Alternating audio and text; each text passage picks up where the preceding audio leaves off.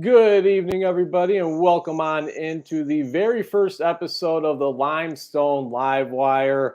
This is something that's been in the works for a little while now, and it's finally here. Very excited to say that as we will be going live here every Monday night at this time each and every week, 8 p.m. Eastern, 7 p.m. Central Time, as we discuss the latest surrounding the Limestone Saints football team with none other than the man himself, head football coach of the Limestone Saints, Mike Furrey. Mike, really appreciate you for agreeing to do this program with me. I'm Chris Shanafelt, of course. Really appreciate it, Coach, each and every week. Really looking forward to doing this with you. How's everything going on your end? Yeah, everything's going great. We just finished up camp here this past weekend, but I really appreciate you doing this for us and obviously promoting our program and allowing people the opportunity to hear kind of what we're doing at Limestone. And I'm sure a lot of people might not have heard of Limestone before, but hopefully the word will start getting out and we'll be able to start developing our program from it. No doubt about it. And the growth of the program has been really nice to see just over the last few years, now playing in the SAC conference, one of the better in Division II, obviously. Jumping right into it, though, Coach, on your end, this is your second stint at Limestone. You were the team's head coach for 2 seasons in 2016 and 17 before coaching wide receivers at the NFL level. And now you're back 4 years later. I'm sure you would like to say, or I'm sure you would say, you aren't the same coach that was on the sidelines for the Saints 4 years ago. How have you grown as a coach over the years? And is there anything in particular that you've noticed different in your coaching style than it was 4 years ago? Yeah, I think obviously when you're young and especially when you're just leaving the NFL, I think you're naive enough to just kind of think that you know and have all the answers. And I guess through the process, you realize that the experience of coaching is invaluable. And getting an opportunity to not only just been here before and then leave and now come back, but at the same time, there's a lot of things that I've learned along the way. And, the one thing that I can say is that when you come back and you kind of have an idea of all the surroundings, you have an idea of all the people in financial aid, admissions office, and all those kind of things, makes it a lot of, a smoother transition in regards to getting kids into school and getting kids into your program and doing all those kind of things. But, at the same time, just coming back and having an idea about this conference and all those kind of things, there's a lot of things that, obviously that'll help us out this time around. One thing I noticed really quickly since following your Twitter feed is the culture you're building at Limestone. It seems like you guys are doing a lot together, not only just the players, not only just the coaches, but everybody as a team. What is the foundation that you're laying and the culture that you want to build within the Limestone Saints football program? Well, I think the one thing that we're trying to do really as a staff is really build a foundation. And then we want our team to build the culture. And I think you do that through recruiting. I think you do that through the way you develop these kids and these young men. But from a foundation standpoint, we want to make sure that we have kids that are tough, they're competitive, they're unselfish, they love football, and they love being here. And so accountability, pushing these guys, the work ethic, and all those kind of things is kind of like the foundation of what we want to establish here and the way we practice and creating the chaos and the up tempo and the violence and being able to run around and then allowing these kids to kind of take that and build the culture from that. If you have a bunch of tough kids, you'll have a tough culture. If you have a bunch of players that love football, then your culture is going to be, these guys, it's going to be important to them to play the game. And so kind of a twofold in regards to that. We need to build a foundation, which we have here as a staff, and our players, know what we expect in regards to that and what we're looking for and how we assess that. And they're going to take off with this culture, which they have during training camp. And I've been real pleased with that. Just the other day, you guys had the Limestone alumni game. I know you were really excited to get the guys out there at what you called the Rock. Team Joshua Simmons took down Team Will Brazington in this event. Is this something you look forward to doing each and every year, to at least once a year get the alumni back together, and see some old faces, and again just get everybody back together? Yeah, I think it's really important, not just for the guys to come back and play, but I think it's important for our program to know that we still have all those relationships with all those kids that have played before them, and it kind of shows the relationships that we built while they were here, and we had an unbelievable turnout in regards to the guys that came back to the campus. But this one was a little bit special. These guys, when I got here the first time around, they had all been promised during the recruiting process that they were going to play on campus, and it never happened. And for us to be able to open up this season with our first ever home game on campus, and the field is done, the field is completed, and I thought it would be a great idea for these guys to come back in this alumni game and really kind of play the first true game in front of a bunch of fans and a bunch of all the student section and everybody like that showed up. I thought it was pretty neat for those guys to be able to play really kind of like that first simulated game on that field. And I seen it did look like it was a great turnout. For you, as somebody who was with the program once before, just how big of a step is this for the Limestone program to now have your guys' own stadium, to not have to share it with anyone else? And, you got it there on campus now. I got to think, especially for you, spending time in the past at Limestone, Coach, I got to think that for you is a huge step in the right direction for this program. Yeah, it really is. Anytime you get on a bus, it feels like an away game, no matter what the mileage is. And I know just from talking to a lot of our kids in the past that, even when we went down the street and played at a beautiful stadium here in Gaffney, that it still felt like it was an away game for our guys. And, as you know, in a student body creates a lot of energy at football games, especially college football games. And so, when those kids just couldn't get out of their dorm and walk up to the stadium, they had to get in a car or find a ride to go to a stadium. A lot of those kids wouldn't show up. And so it's going to be really neat. I think it's going to be a great environment. I think it's really important to our kids that they'll be able to walk right out of their tunnel, their locker room, and go onto a field that they practice on daily and have a home field. And as you and I know in this sport, in any sport, that the home field is a huge advantage, and for these guys to finally have one, I think it's really important to them, and I think they're really excited about that. And sticking with just the fan base in general, I know last month you guys took part in the Peach Festival parade in South Carolina. Between that and then seeing the turnout for the alumni game, talk about the Limestone Saints football fan base. Again, as you mentioned in the opening, some people may have never heard of Limestone University. I mean, I'm broadcasting out of Chicago. I'm sure there's some people tuning in right now that may never have heard of Limestone. But they're in Gaffney, South Carolina. Just talk about how you guys are being embraced in the community and what it's been like to have that fan base back you guys up. Yeah, it's down here where we're, obviously where the school is at in Gaffney, South Carolina. The local high schools won 18 state titles. They're just freshly coming off of their 18th title last year. Within an hour radius of our school, pretty much some of the top 4, top 5 teams in the state of South Carolina play every Friday night. And so football down here is very, very important.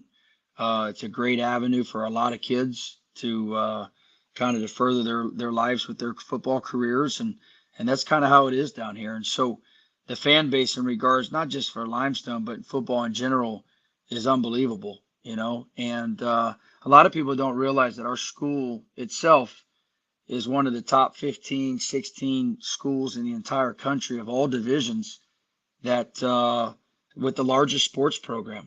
And so the most amount of sports in regards to varsity sports. And so our school itself sits about almost 80% of our on-campus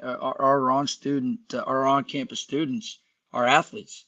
And so sports down here, not just in our school, but around our community and around the surrounding areas, is enormous. And so, but they want you to win. And, the local high schools down here, they'll get 10,000, 15,000 people at their game week in and week out. It's unbelievable. And so the environment, the spring game that we had, I think we had almost 3,000 or 4,000 people come to our spring game. Obviously, we didn't really promote too much the blue and white scrimmage that we just had this past weekend, but I bet there was 1,500 to 2,000 people at the scrimmage. And so that's important for our kids, and obviously the notoriety gets out there and allows people all over not just the state of South Carolina, but the country to kind of get an idea of what's going on down here. And the weather's a lot different than where you're at year in and year out, so that helps. But it's been great, and we're expecting a huge turnout this season on our home field. Again, you guys are tuning into the Limestone Livewire with head coach of the Limestone Saints, Mike Furrey. I'm Chris Shanafelt. And Coach Furrey, the coaching staff that you put together this offseason to join you is really impressive. Can you just explain how it all came together and how you landed some of the guys that you did? There's going to be over 45 years of NFL experience on your sideline this season, and that's not even including the offensive coordinator or the defensive coordinator. Yeah, it's pretty neat how this whole entire thing kind of came to fruition.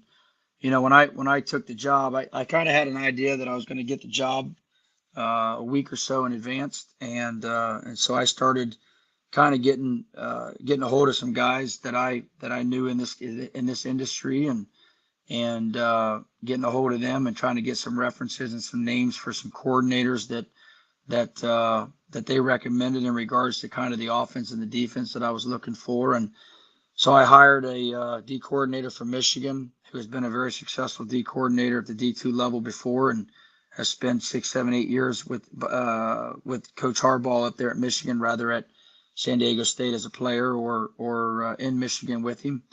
And then the offense that I wanted to run, there was a guy his name came repeatedly over and over and over from different references, and I got a hold of him, and he was at Texas at the time, and I had a chance to hire him as well. And then with that, there were some guys that started calling, kind of heard the word that I was getting the head job at Limestone. And when you look at these guys, it's kind of like, wow, these guys have played a long time in the league. They've been coaching. And at that time I was like, well, let's just we'll interview and talk to these guys. But at the same time, instead of me going out and finding people and talking people into coming to Limestone with me, let's kind of just see who reaches out to us. And it's amazing when you end up with a Jordan Todman who played 7 years in the league and played running back, and then an offensive line guy that's coming from St. Thomas Aquinas, and Nate Garner, who played 7 years in the league as well. And then you've got you got Jericho Cotchery, played 12 years in the league, that wanted to coach, and he's local here in Charlotte. And then Anthony Hargrove, who's played 9 years in the league and won a Super Bowl with the Saints, and all of a sudden he wants to leave the head high school job in Illinois to come over here and help out. Riley Swanson had played a year or so in the league with the Bills, doing our DBs and our special teams. And then it's kind of funny how it all just kind of came together, and it's been pretty neat. And then, not to mention, you yourself had a pretty nice NFL career, to say the least. You had success on both sides of the ball, at wide receiver, at safety. I mean, that's you never see that, specifically at the pro level. When you're, what kind of offense are you looking to run there at Limestone? And then for defense, I'm sure you have input on that, obviously being the head coach, but also basically playing both sides of the ball. I got to think that you're probably more in tune than the everyday head coach out there. Can you just talk a little bit, obviously without telling too much, what kind of offense and what kind of defense we can expect you guys to run this year?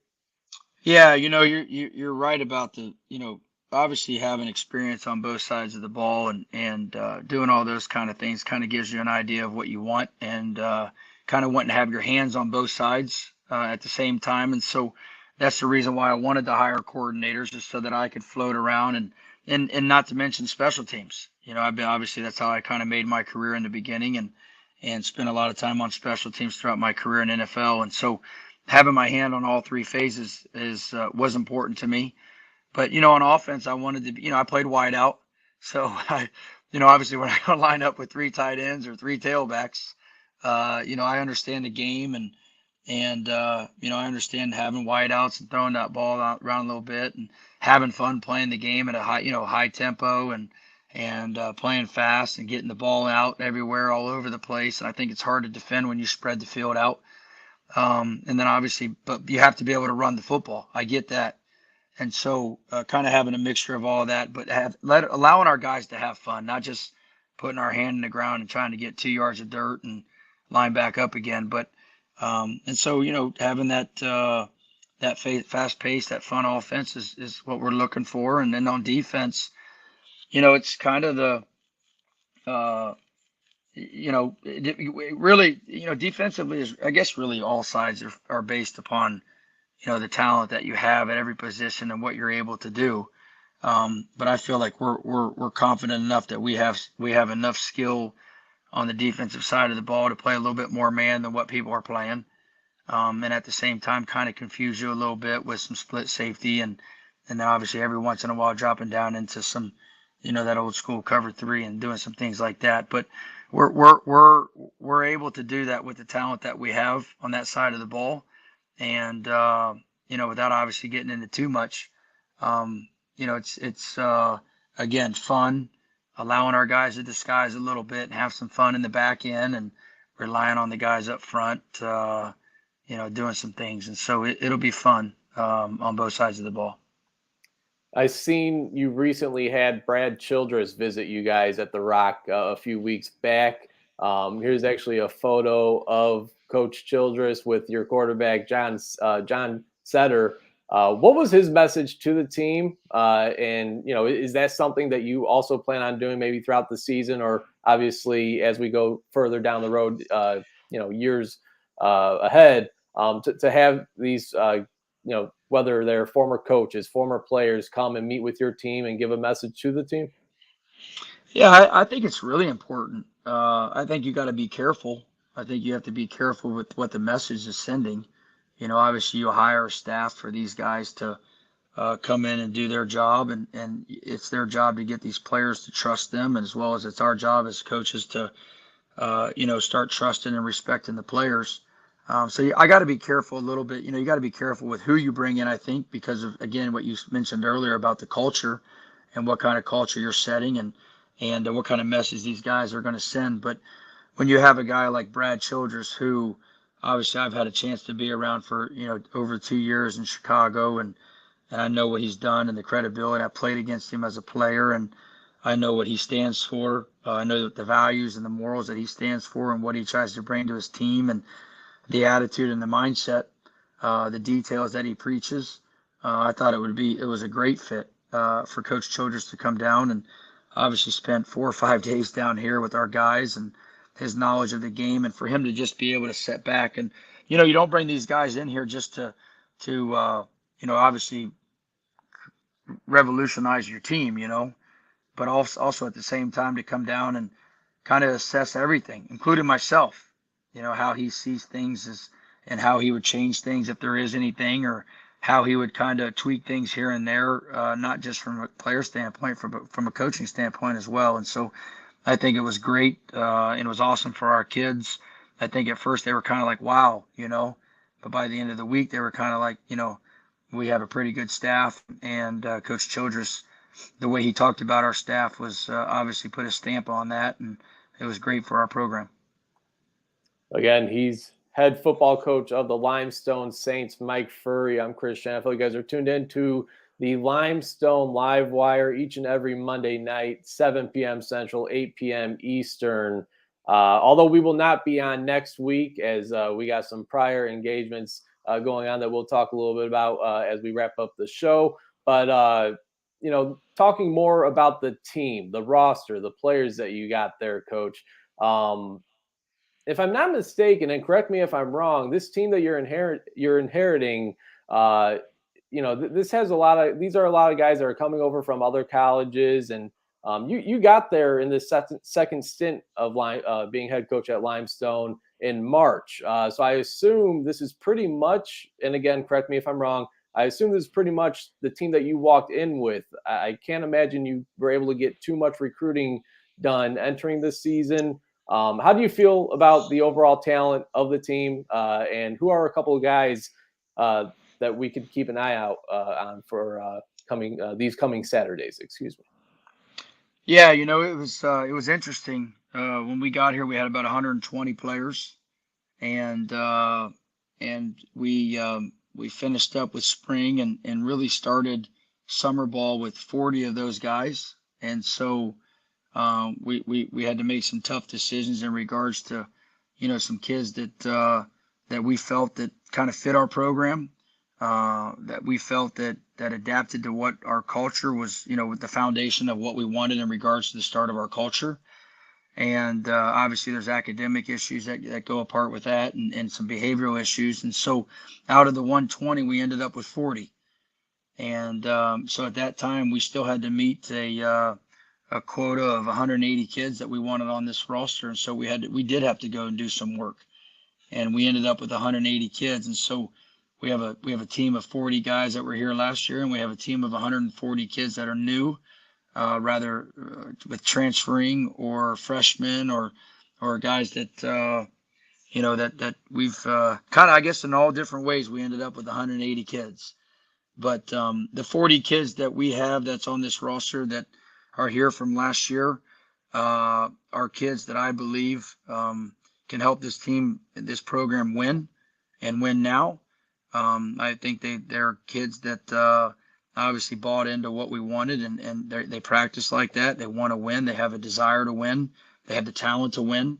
And so we're excited. I'm really excited about them. I think the biggest thing that we've had to do over camp here is we've got to put all these guys together, because they really just met each other 2 weeks ago, or 3 weeks ago. And so building that team is kind of the focus of what we're doing right now. And obviously our staff has to get used to those players being new as well as integrating our 40 guys that we've had from the spring that have been in this this program in the past. And so, but we've got some guys, and we've got a lot of guys, to be honest with you. I think we're very talented across the board.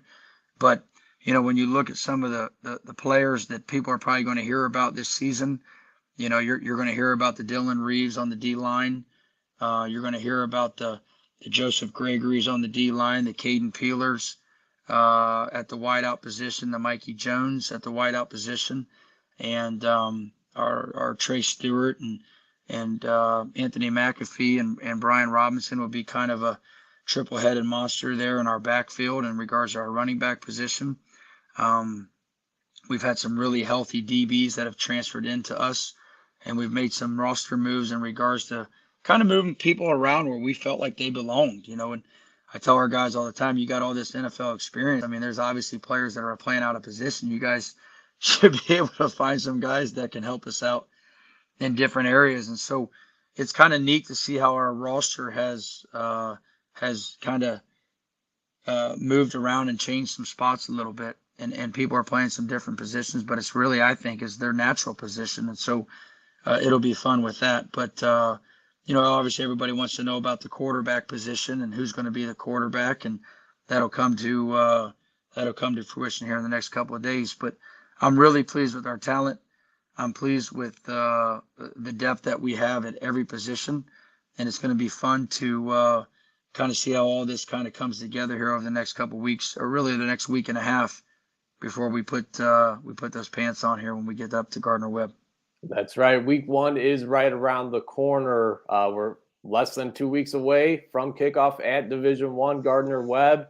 Where's the excitement level at to get the season kicked off and to have an opportunity to play spoiler against a D1 opponent? And then obviously just being back at Limestone, and as the athletic director said when he welcomed you back at your press conference,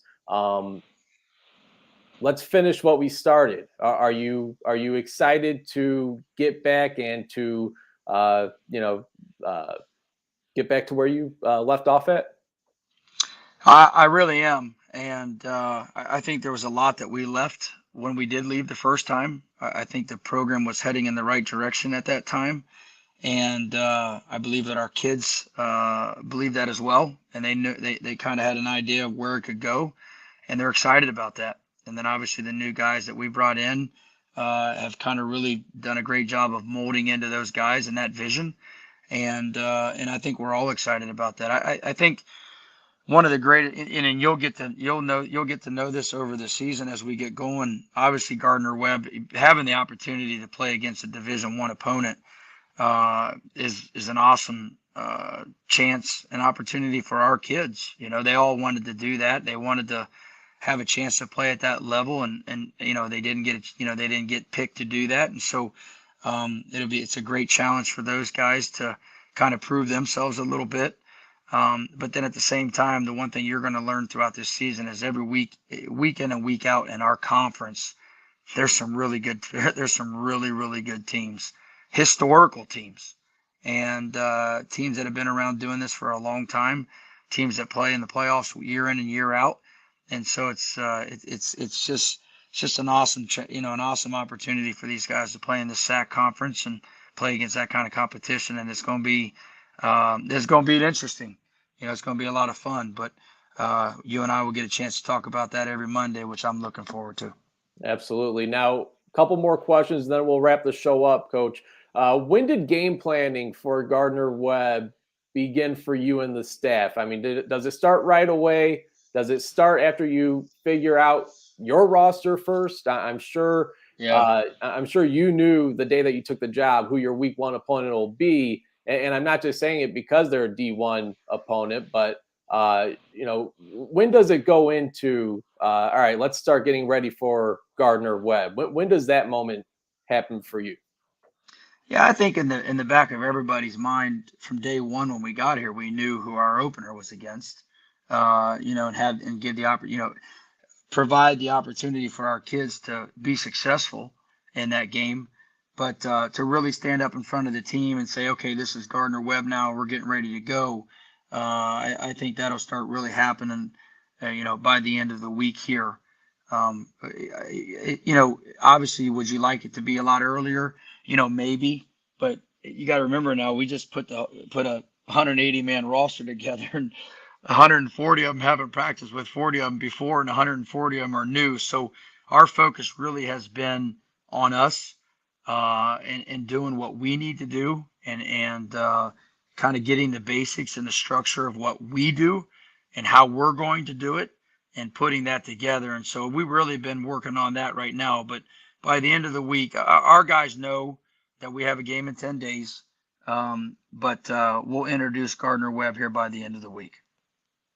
Sounds good. And again, just as a reminder, we will be doing this show, Limestone Livewire, each and every Monday, 8 p.m. Eastern, 7 p.m. Central. We won't be on next week, though, Coach, as you guys got the Rally at the Rock to kind of kick things off, get ready for the fall sports season, which, of course, includes the football season. Congratulations, man. Really looking forward to seeing how this season pans out. Really looking forward to chatting with you each and every week to talk about obviously the previous game, and then to recap the previous game, and then to preview the following game for the Limestone Saints. Really appreciate you for trusting me and giving me this opportunity to chat with you each and every week, Coach. Before we end the show, I'll let you get the final word. Any final words for the listeners out there? No, I just appreciate it. You know, like you mentioned earlier, you know, it's going to be a great opportunity for us to obviously promote our program and get those things out there in regards to our kids and what they're doing. And I'm really looking forward to that, you know, being able to go kind of seeing how this book unfolds here as we go. And it could be a unique story. You know, we have an opportunity. A lot of these kids, they all have different backgrounds and different journeys, but at the same time, we have an opportunity this year to really kind of write our own story, and you can flip the narrative of this program fast, and it's going to be fun doing that, and it's going to be fun, obviously, being able to do that with you week in and week out, and I'm looking forward to that, and it's going to be a lot of fun. All right. For Coach Mike Furrey, I'm Chris Schanfeld. Appreciate everybody for tuning in to episode 1. Again, we won't be on next week, but we'll be back after week 1 against Gardner-Webb. Until then, all the best, Coach. Appreciate it. And thanks for everybody for tuning in. And again, be sure to tune in. If you missed this show in its entirety, you can check out the podcast on Spotify, on iTunes. Get that uploaded as soon as we end this broadcast. Again, appreciate everybody for tuning in. Thanks for the support. And, Coach, all the best week 1 against Gardner-Webb. All right, buddy. Thank you very much. I appreciate it.